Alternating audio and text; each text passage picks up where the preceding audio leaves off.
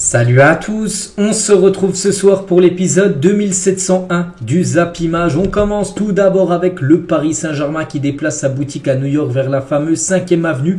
Il s'agira de la plus grande boutique du Paris Saint-Germain dans le monde. Le rayonnement de la marque PSG est tellement impressionnant depuis l'arrivée des Qataris. C'est vrai qu'avant l'année 2010 à peu près 2011, donc le Paris Saint-Germain, bon, c'était une équipe ultra connue bien sûr en France, mais à l'étranger pas trop. Et maintenant, depuis que le PSG bien sûr est un très grand club, n'oubliez pas que le PSG maintenant est valorisé à plus de 4 milliards quand même d'euros, hein. À l'époque les gars, le PSG avait été acheté 70 millions d'euros de la part de QSI, donc ça a pris bien sûr mondialement une ampleur, on peut dire.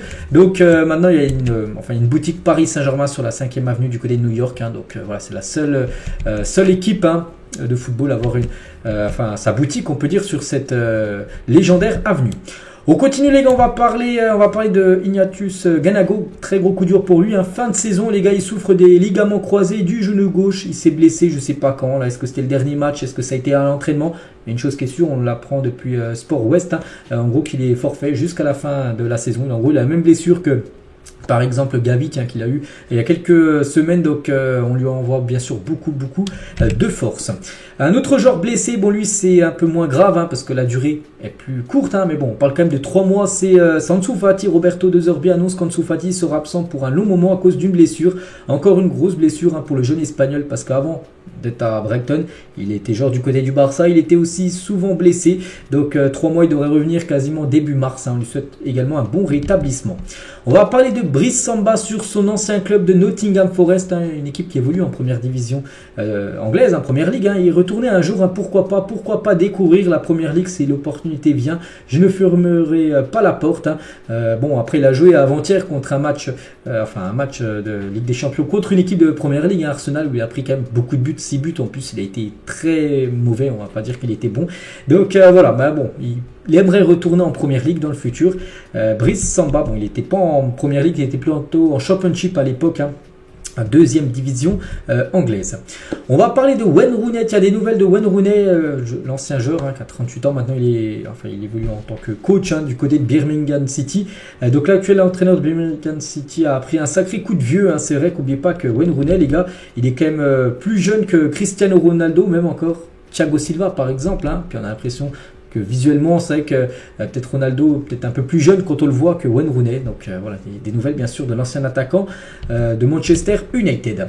On va parler de Neymar, et gros coup dur pour Neymar, hein, parce que sa copine, hein, enfin son ex maintenant, en gros annonce qui sépare, en gros, hein, Bruna Biancardi, copine de Neymar qui venait d'accoucher de leur première petite fille il y a encore quelques semaines, a rompu avec le Brésilien, celle qui a dit stop tout simplement. Neymar aura envoyé des SMS à une mannequin sur OnlyFans et c'était la goutte de trop, hein, déjà qui faisait déjà pas mal de choses un peu bizarres, et là ça a été la goutte de trop. Elle dit stop tout simplement. Donc c'est elle qui l'a dit, hein. Regardez sur ses réseaux sociaux, donc moi je vous relaye, hein, l'info. Comme je suis quotidiennement exposé à des informations, des hypothèses et des blagues, je vous informe que je ne suis pas en couple, hein, et plus en couple. Voilà, elle a fini avec Neymar. Nous sommes les parents de ma vie, hein, c'est la fille de Neymar, et c'est la raison de notre lien avec Neymar, c'est tout. Voilà, le seul lien qu'ils ont, enfin entre Bruna Biancardi et Neymar, c'est seulement leur fille, hein, ma vie. Donc voilà, hein, concernant le joueur brésilien actuellement, n'oubliez pas, toujours en rétablissement.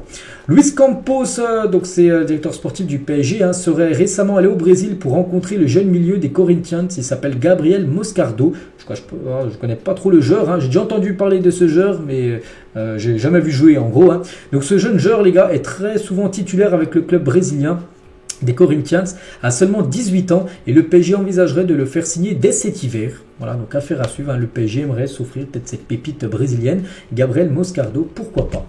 On va parler d'une autre pépite, donc lui c'est un joueur confirmé, hein, c'est Florian Wirtz, un joueur du Bayer Leverkusen, joueur allemand, intéresse, écoutez bien les équipes, le Real, Liverpool, Manchester City et Manchester United, hein, quand même que des grosses équipes, hein. Donc le Bayern pour l'instant est l'équipe la mieux placée, Leverkusen espère le conserver jusqu'au moins 2025, hein, donc là fin de saison, ils espèrent encore le conserver la saison d'après, mais bon on sait pas, hein, parce que si je sais rien, je dis à Manchester City il propose un 120 millions d'euros, ben, peut-être Leverkusen pourrait céder et lâcher bien sûr son joueur. Donc on verra, mais c'est vrai qu'il il est beaucoup convoité, on peut voir, hein, le jeune allemand.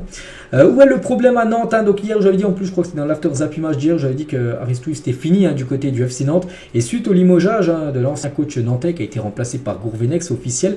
Donc Waldemar Kita, donc le président de Nantes, a changé de coach 19 fois depuis son arrivée en 2007. Ça fait beaucoup depuis 16 ans, les gars. Il a changé 19 fois d'entraîneur, c'est énorme. Avant l'ère Kita, il y avait eu également 19 changements d'entraîneur, mais de 1943 à 2007. Donc là, on parle de quasiment 80 ans, je ne sais pas exactement les dates, mais voilà, c'est le même nombre d'entraîneurs changés en 15 ans que sur les 80 dernières années du côté du FC Nantes. Donc on souhaite bonne chance à Gourvenec parce qu'on sait que c'est très compliqué d'être coach nantais. Donc voilà, concernant bien sûr cette équipe de Nantes. On va parler d'Aubameyang, donc nouvelle coupe de cheveux pour Pierre-Emerick Aubameyang avec 2 étoiles qu'il a colorié de couleur bleue. Voilà, donc concernant l'attaquant gabonais. On va parler de l'IFAB. Donc en gros, l'IFAB, c'est qui, c'est quoi? C'est tout simplement la société qui fait les lois du football, donc qui gère les règlements dans le foot, a annoncé sa volonté de tester les expulsions temporaires de 10 minutes comme ce qu'on peut retrouver au rugby notamment, ou par exemple si vous jouez au foot amateur, moi je joue au foot amateur, il y a souvent le carton blanc, voilà, un joueur prend un blanc, tu sors 10 minutes et tu rentres 10 minutes après. Mais en gros, l'IFAB va voir s'ils vont peut-être inaugurer ça dans le football professionnel tout simplement, parce que pour l'instant il y a 2 cartons, le rouge, le jaune. Il pourrait peut-être avoir un autre carton, je ne sais pas encore quelle couleur, peut-être le blanc comme dans le football amateur, pour que le joueur aille passer 10 minutes sur le banc. Les clubs de première ligue envoient fréquemment des scouts, donc en gros des scouts, c'est-à-dire des recruteurs, pour surveiller Mason Greenwood cette saison. C'est vrai que l'ancien joueur de Manchester United, on sait qu'il avait dû quitter Manchester par rapport à sa vie extra-sportive, parce qu'il a quelques problèmes avec la justice. Donc il a rétaffé, il fait du très bon taf à rétaffer, enfin il est très bon. Et du coup il y a pas mal de clubs de première ligue qui envoient des recruteurs pour le superviser, pourquoi pas le faire revenir dans le futur du côté de l'APL.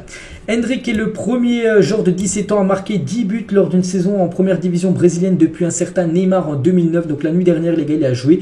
Il a été titulaire. Au bout de 2 minutes, il avait déjà ouvert le score. Donc son équipe menait. Donc il a été élu MOTM, donc meilleur joueur du match. Il a déjà 10 buts en championnat. Voilà, le dernier à avoir fait ça, avoir marqué autant de buts en championnat, à seulement 17 ans, c'était Neymar, c'était en 2009. On va parler de Didier Deschamps, explique pourquoi il ne fait pas travailler ses joueurs au tir au but à l'entraînement. Il a dit à l'entraînement, il n'y a personne à part vous. Vous n'arrivez jamais à recréer les conditions d'un match. Ainsi, c'est une finale, le côté émotionnel, le public, le positionnement des tireurs, rien ne peut être préparé. Puis entre ce que vous pouvez prévoir et ce qui se passe, comme la dernière séance contre l'Argentine, où tous les tireurs prévus n'étaient plus sur le terrain. Donc c'est pour ça en gros qu'il ne peut pas programmer. Et c'est pour ça qu'il entraîne très peu, on va dire, l'équipe de France au tir au but. Pourtant on sait que l'équipe de France a besoin de s'entraîner, même s'il dit que peut-être il pense que c'est la loterie. Non, parce qu'on a pu voir 2 échecs contre l'Argentine, on avait pu voir l'échec aussi contre la Suisse au tir au but, c'était lors de la dernière Euro. Donc ça se prépare, au moins tu les travailles. C'est vrai que bon, après il y a plein de faits de jeu qui peuvent changer la donne, mais bon, tu peux passer au moins, tu peux faire 10 minutes à la fin d'un entraînement, lors d'un rassemblement, t'entraîner au tir au but. Mais bon, Deschamps ne le fait jamais. Et on peut voir que pour l'instant l'équipe de France très mauvaise dans ce domaine. Donc voilà les gars ce qu'il y a à dire aujourd'hui. J'espère que ça vous a plu. Donc on se retrouve demain, samedi et dimanche les gars, pas de After ZD. On se retrouve lundi comme d'habitude. Allez, moi je vous laisse les gars, je vous souhaite une très bonne journée, bon week-end à vous et à lundi.